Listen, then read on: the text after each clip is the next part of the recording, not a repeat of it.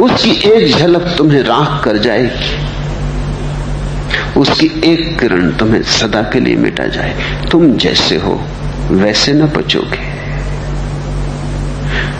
हाँ, तुम जैसे होने चाहिए वैसे बचोगे।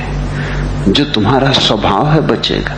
जो कूड़ा करकट तुमने अपने चारों तरफ इकट्ठा कर लिया है, पद का, प्रतिष्ठा का, नाम का, रूप का, वो सब जल के राख हो जाए।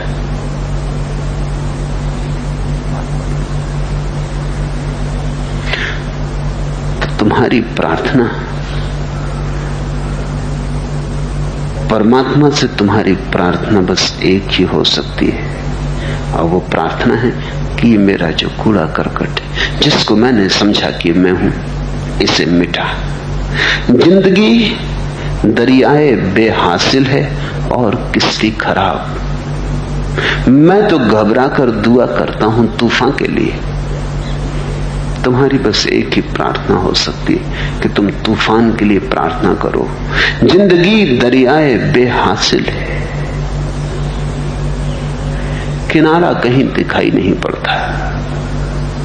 सारी जिंदगी का अनुभव यही है कि किनारा कहीं नहीं, और कश्ती खराब, और नाव टूटी फूटी, अब डूबी तब डूबी। मैं तो घबरा कर दुआ करता हूं तूफान के लिए। तो मैं एक ही प्रार्थना करता हूं कि परमात्मा तूफान भेज दे। जरा अपनी कश्ती को गौर से तो देखो, जरा अपनी चारों तरफ आंख खोल कर देखो, किनारे कहां हैं? सपने देखे हैं तुमने किनारों के, आशाएं संजोई हैं तुमने किनारों की, किनारे हैं कहां? तुम डरते हो आंख उठाने में भी कि कहीं ऐसा न हो कि किनारा सच में ही न हो। तुम आंख झुका के किनारों की सोचते रहते हो कि आज नहीं पहुंचे, कल पहुंच जाएंगे, पहुंच जाएंगे। एक बात तो तुमने मान ही रखी है कि किनारा है। मैं तुमसे कहता हूं कि जिसे तुम जिंदगी कहते हो उसका कोई भी किनारा नहीं। वो तटहीन उपद्रव है, कोई किनारा नहीं। कभी कोई वहां किनारे पर नहीं पहुंचा, ना अलेक्जेंडर ना नेपोलियन, कभी कोई वहां किनारे पर नहीं पहुंचा। सभी बीच में ही डूब के मर जाते हैं। कोई थोड़ा आगे, कोई थोड़ा पीछे, लेकिन आगे पीछे का भी क्या मतलब है जहां किनारा ना हो। किनारा होता तो कोई किनारे के पास पहुंच के डूबता तो कहते थोड़ा आगे, हम बीच मझधार में डूब जाते तो कहते कि थोड़े पीछे। लेकिन सभी जगह बीच मझधार है, बीच मझधार ही है, किनारा नहीं है। और कश्ती की तरफ तो देखो जरा, ठेगड़े लगाए चले जाते हो, एक छेद टूटता है भरते हो, दूसरा खुल जाता है भरते हो, पानी उलीझते रहते हो। जिंदगी इस टूटी कश्ती को बचाने में ही बीत जाती है। जो जानते हैं वो तूफान के लिए प्रार्थना करते हैं। वो कहते हैं परमात्मा मैं जैसा हूं मुझे मिटा, ताकि मैं वैसा हो सकूं जैसा तूने चाहा। जिंदगी दरियाए बेहासिल है और किस्ती खराब। मैं तो घबरा कर दुआ करता हूं तूफान के लिए।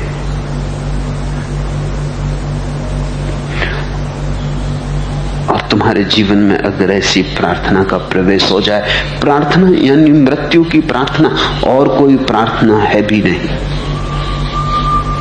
तुमने प्रार्थनाएं की हैं, मुझे भली भांति पता है। तुम्हारे मंदिरों में मैंने तुम्हारी प्रार्थनाएं भी सुनी, तुम्हारी मस्जिदों में, तुम्हारे गुरुद्वारों में तुम्हारी प्रार्थनाएं खुद ही पड़ी हैं, पत्थर पत्थर पे लिखी। लेकिन तुमने सदा प्रार्थना उसी जिंदगी के लिए की जिसमें कोई किनारा नहीं है, और तुमने सदा प्रार्थना उसी कश्ती को सुधार देने के लिए की जो न कभी सुधरी है न सुधर सकती है। तुमने कभी प्रार्थना अपने को डुबा देने के लिए न की, जिसने की उसकी पूरी हो गई। और जो डूबने को राजी है, मझधार में ही किनारा मिल जाता है। जिसे तुम जिंदगी कहते हो उसका कोई किनारा नहीं, और जिसको मैं परमात्मा कह रहा हूं वो किनारा ही किनारा है, वहां कोई मझधार नहीं। देखने का ढंग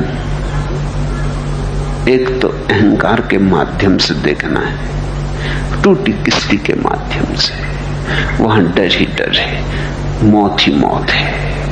और एक अहंकार को हटा के देखना है, वहां कोई मौत नहीं, कोई डर नहीं, क्योंकि अहंकार ही मरता है, तुम नहीं। तुम्हारे भीतर तो शाश्वत है, एस धम्मो सनातनो, तुम्हारे भीतर तो अमृत है, तुम्हारे भीतर तो शाश्वत छिपा है, सनातन छिपा है। अभी मैखाने दीदार हर जर्रे में खुलता है, अगर इंसान अपने आप से बेगाना हो जाए, बस एक छोटी सी बात कि अहंकार न रह जाए।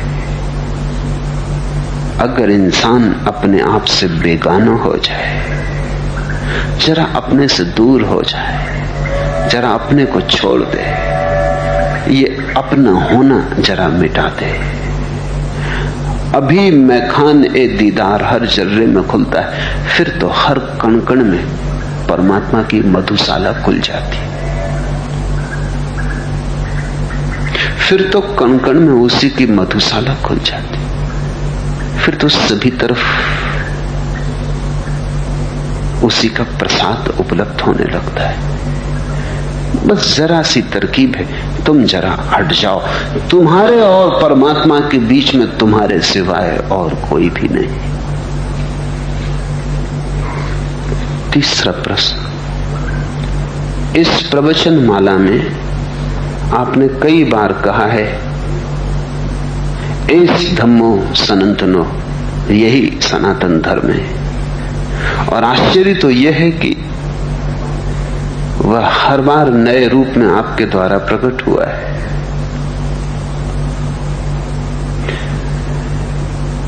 क्या सनातन धर्म एक है या अनेक? धर्म तो एक है, लेकिन उसके प्रतिबिंब अनेक हो सकते हैं। रात पूरा चांद निकलता है, सागरों में भी झलकता है, सरोवरों में भी झलकता है, छोटे छोटे डबरों में भी झलकता है। प्रतिबिंब बहुत है। सागर में बता के भी मैंने तुमसे कहा एस धम्मो सनातनो, छोटे सरोवर में भी बता के कहा एस धम्मो सनातनो, राह के किनारे वर्षा में भर गए डबरे में भी बता के कहा एस धम्मो सनातनो। मैंने बहुत बार कहा, बहुत रूप में कहा, लेकिन वे सब प्रतिबिंब है, और जो चांद है वो तो कहा नहीं जा सकता, इसलिए तुम और उलझन में पड़ोगे। मैंने जब भी कहा एस धम्मो सनातनो, यही सनातन धर्म है, तभी प्रतिबिंब की बात कही। प्रतिबिंब में मत उलझ जाना, इशारा किया, इशारे को मत पकड़ लेना, और जो है ऊपर, वो जो चांद है असली, उसकी तरफ कोई इशारा नहीं किया जा सकता। अंगुलियां वहां छोटी पड़ जाती, शब्द वहां काफी सिद्ध नहीं होते। और फिर उस चांद को देखना हो तो तुम्हें गर्दन बड़ी ऊंची उठानी पड़ेगी, और तुम्हारी आदत जमीन में देखने की हो गई तो तुम्हें प्रतिबिंब ही बताए जा सकते हैं। लेकिन अगर प्रतिबिंब कहीं तुम्हारे जीवन का आकर्षण बन जाए, कहीं प्रतिबिंब का चुंबक तुम्हें खींच ले, तो शायद आज नहीं कल तुम असली की तलाश में भी निकल जाओ, क्योंकि प्रतिबिंब तो खो जाएगा, जरा हवा का झोंका आएगा, झील कब जाएगी और चांद टूट के बिखर जाएगा। तो आज नहीं कल तुम्हें ये ख्याल आना शुरू हो जाएगा, जो झील में देखा है वो सच नहीं हो सकता। सच की खबर हो सकती है, सच की दूर की ध्वनि हो सकती है, प्रतिध्वनि हो सकती है, प्रतिबिंब हो सकता है, लेकिन जो झील में देखा है वो सच नहीं हो सकता। शब्द में जिसे कहा गया है वो सत्य नहीं हो सकता, लेकिन सत्य में जिसे कहा गया है वो सत्य का बहुत दूर का रिश्तेदार हो सकता है। मुल्ला नसरुद्दीन के जीवन में ऐसा उल्लेख है कि एक मित्र ने दूर गांव से एक मुर्गी भेजी। मुल्ला ने शोरबा बनाया, जो मुर्गी को लेके आया था उसे भी निमंत्रित किया। कुछ दिनों बाद एक दूसरा आदमी आया। मुल्ला ने पूछा कहां से आए? उसने कहा मैं भी उसी गांव से आता हूं, और जिसने मुर्गी भेजी थी उसका रिश्तेदार। अब रिश्तेदार का रिश्तेदार आया था तो उसको भी ठहराया, उसके लिए भी शोरबा बनवाया। लेकिन कुछ दिन बाद एक तीसरा आदमी आ गया। कहां से आ रहे हो? उसने कहा जिसने मुर्गी भेजी थी उसके रिश्तेदार का रिश्तेदार। ऐसी तो संख्या बढ़ती चली गई। मुल्ला तो परेशान हो गया, तो मेहमानों का सिलसिला लग गया। मुर्गी क्या आई तो लोग चले ही आते, ये पूरा गांव आने लगा। आखिर एक आदमी आया, उससे पूछा कि भाई आप कौन है? उसने कहा जिसने मुर्गी भेजी थी उसके रिश्तेदार का मित्र। मुल्ला ने शोरबा बनवाया, उस मित्र ने चखा, लेकिन वो बोला ये शोरबा, ये तो सिर्फ गर्म पानी मालूम होता है। मुल्ला नसरुद्दीन ने कहा ये वो जो मुर्गी आई थी उसके शोरबे का मित्र है।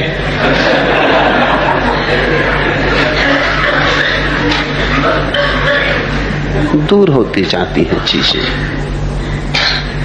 मैंने तुम्हें झील में दिखाया, तुम ऐसा भी कर सकते हो, कर सकोगे नहीं, करोगे ही। तुम झील के सामने एक दर्पण करके दर्पण में देखोगे, क्योंकि जब मैं तुमसे कहता हूं तुम मुझे थोड़ी सुनोगे, तुम्हारा मन उसकी व्याख्या करेगा। जब मैंने कहा तभी चांद दूर हो गया। मैं जब देखता हूं तब चांद है, जब मैं तुमसे कहता हूं तब झील में प्रतिबिंब है। जब तुम सुनते हो और सोचते हो तब तुमने झील को भी दर्पण में देखा, फिर दर्पण को भी दर्पण में देखते चले जाओगे। ऐसे सत्य से शब्द दूर होता चला जाता है।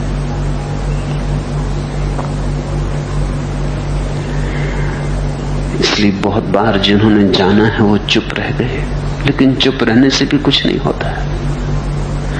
जब तुम कह कह के नहीं सुनते हो, जगाए जगाए नहीं जगते हो, तो चुप बैठने को तुम कैसे सुनोगे? जब शब्द चूक जाता है तो मौन भी चूक जाएगा। जब शब्द तक चूक जाता है तो मौन तो निश्चित ही चूक जाएगा। फिर भी जो कहा जा सकता है वो प्रतिध्वनि है, इसे याद रखना। उस प्रतिध्वनि के सहारे मूल की तरफ यात्रा करना, तीर्थ यात्रा करना। तंग था जिसके लिए हरफे बयां का दायरा, वह फसाना हम खामोशी में सुनाकर रह गए। शब्द छोटे पड़ जाते हैं, दायरा छोटा है। तंग था जिसके लिए हरफे बयां का दायरा, कहने की सीमा है, जो कहना है उसकी कोई सीमा नहीं। गीत की सीमा है, जो गाना है उसकी कोई सीमा नहीं। वाद्य की सीमा है, जो बजाना है उसकी कोई सीमा नहीं।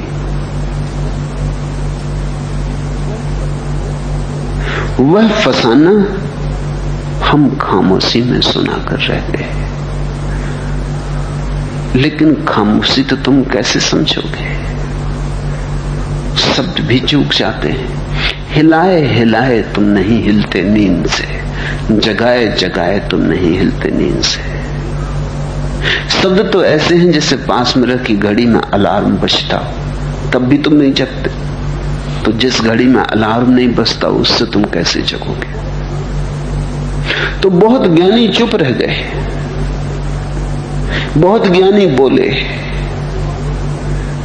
चुप रहने वालों को तुमने समझा जानते ही नहीं,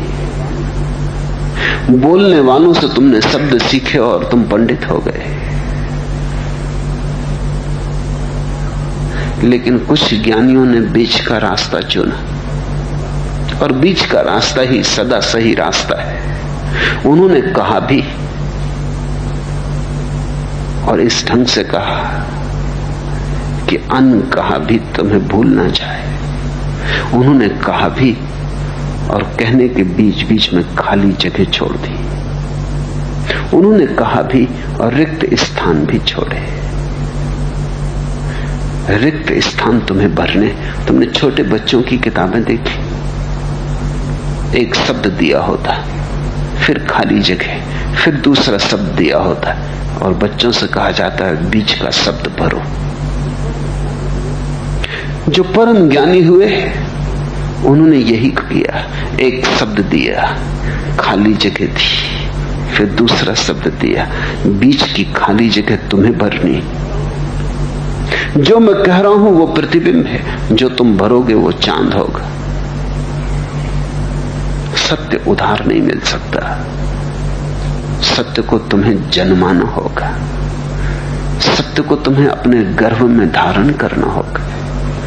सत्य तुम्हारे भीतर बढ़ेगा जैसे मां के पेट में बच्चा बड़ा होता, वो तुम्हारे खून, तुम्हारी श्वास मांगता है, वो तुम्हारा ही विस्तार होगा।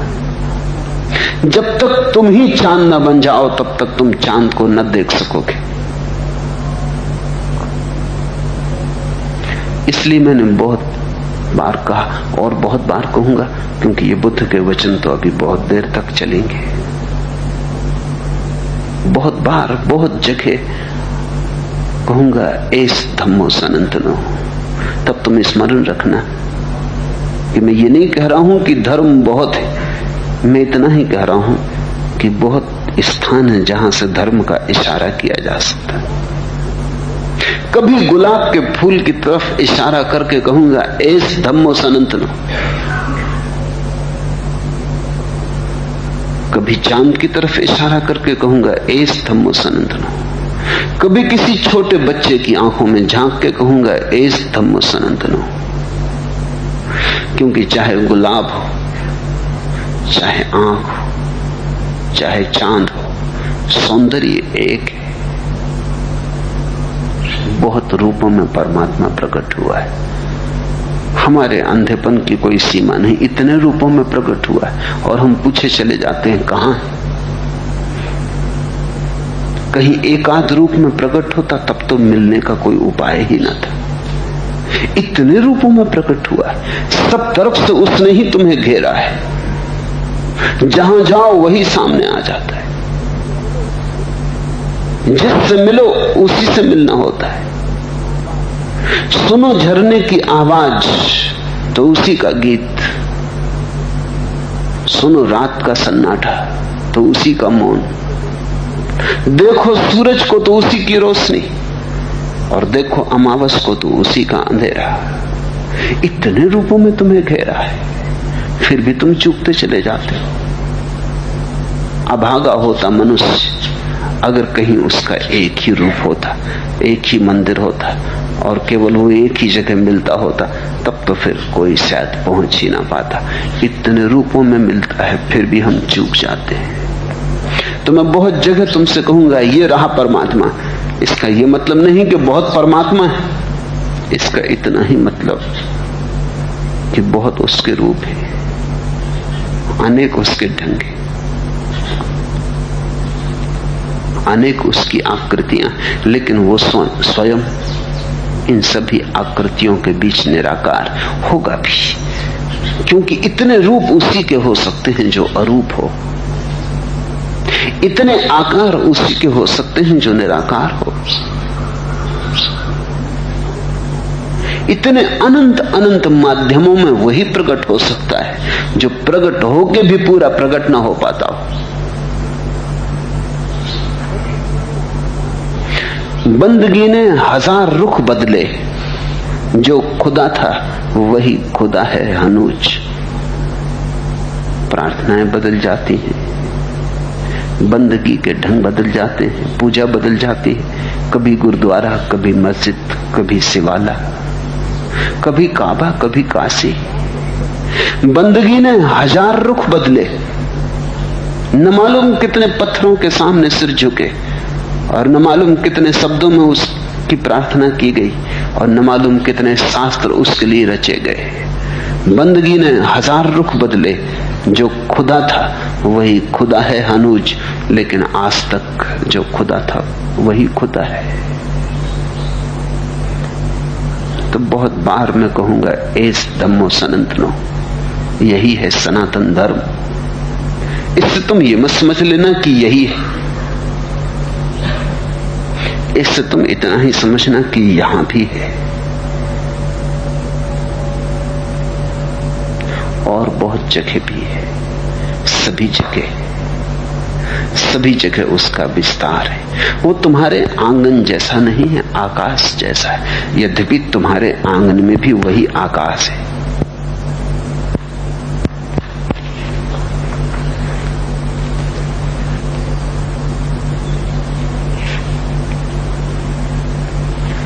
पांचवा प्रश्न, मेरी हालत त्रिशंकु की हो गई है, न पीछे लौट सकती, न आगे कोई रास्ता दिखाई पड़ता है। जाऊं तो जाऊं कहां?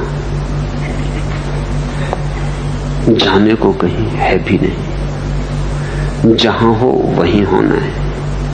अच्छा ही हुआ कि आगे कोई रास्ता नहीं दिखाई पड़ता, नहीं तो जाना जारी रहता। अच्छा है कि पीछे भी लौट नहीं सकते, नहीं तो लौट जाते। इससे बेचैनी मत अनुभव करो। बेचैनी अनुभव होती है, मैं समझता हूं, क्योंकि जाने की आदत हो गई। कहीं जाने को ना हो तो आदमी घबराता है। बेकार भी जाने को हो तो भी निश्चिंत चला जाता है। कहां जा रहे हैं इसका इतना सवाल नहीं, जा रहे हैं। कुछ काम चल रहा है, लगता है कुछ हो रहा है, कहीं पहुंच रहे हैं। मंजिल की किसको फिक्र है? व्यस्तता बनी रहती है, चलने में उलझे रहते हैं, तो लगता है कुछ हो रहा है। कौन कहां पहुंचा है चल के? तुम भी ना पहुंचोगे। कोई कभी चल के नहीं पहुंचा, जो पहुंचे रुक के पहुंचे। जिनने जाना ठहर के जाना। देखो बुद्ध की प्रतिमा को, चलते हुए मालूम पड़ते, बैठे। जब तक चलते थे तब तक न पहुंचे, जब बैठ गए पहुंच गए। ये तो बड़ी शुभ घड़ी है, लेकिन हमारी आदतें खराब हो गई। हमारी आदतें चलने की हो गई। बिना चले ऐसा लगता है जीवन बेकार जा रहा है। चाहे चलना हमारा कोल्हू के बैल का चलना हो कि गोल चक्कर में घूमते रहते है वही। रोज तुम उठते हो, करते क्या हो? रोज चलते हो, पहुंचते कहां हो? सांझ वहीं आ जाते हो जहां सुबह निकले थे। जन्म जहां से शुरू किया, मौत वहीं ले आती। एक गोल वर्तुलाकार है। मैंने सुना है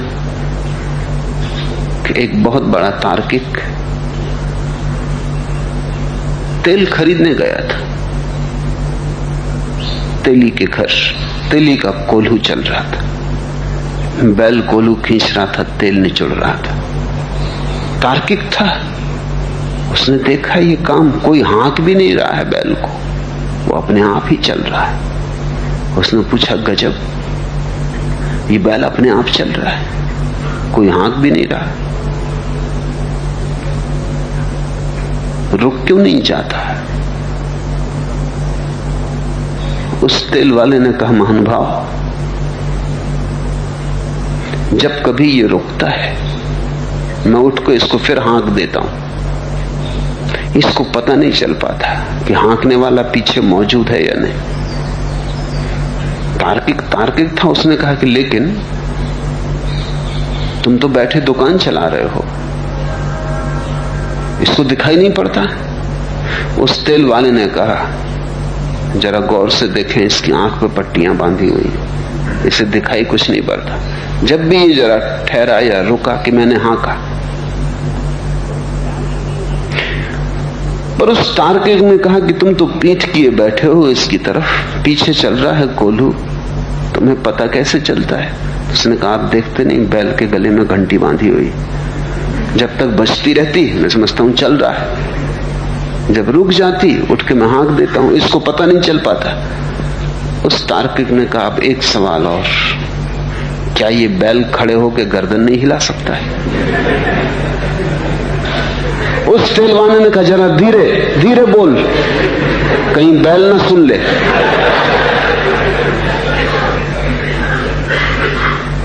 तुम जरा अपनी जिंदगी तो गौर से देखो, न कोई हाँक रहा है मगर तुम चले जा रहे।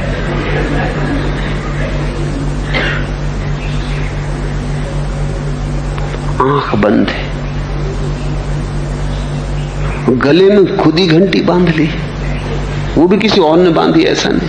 हालांकि तुम कहते यही हो, पति कहता पत्नी ने बांध दी, चलना पड़ता है। बेटा कहता बाप ने बांध दी, बाप कहता बच्चों ने बांध दी।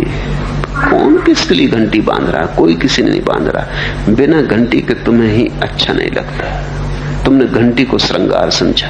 आंख पे पट्टियां हैं, घंटी बंधी है, चले चले जा रहे हो, कहां पहुंचोगे?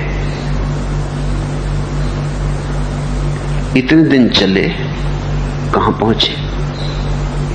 मंजिल कुछ तो करीब आई होती, लेकिन जब भी तुम्हें कोई